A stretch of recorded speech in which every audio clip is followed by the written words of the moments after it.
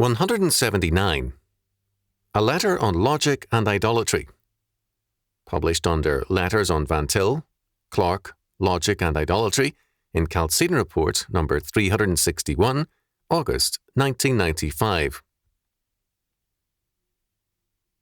Dear Blank, Greek philosophy, the fountainhead of rationalistic apologetics, began with the ultimacy of chance.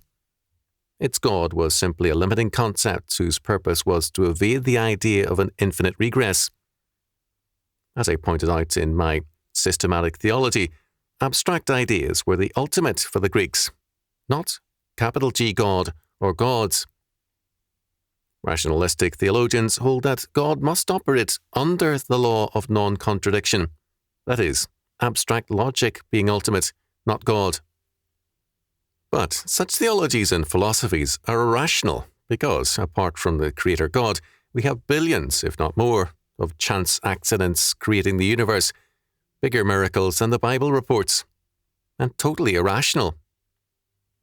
Even Darwin confessed that he could not account for the I by chance variation. But God the Creator ordains all things, including any valid laws of logic.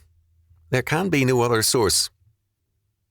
Aristotle and Carnell's law of non-contradiction is an ultimate abstraction governing God, man, and creation.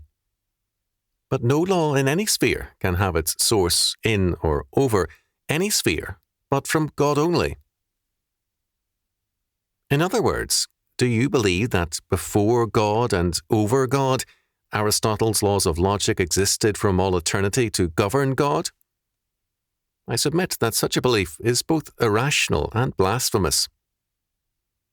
In Christ, R.J. Rushdoony.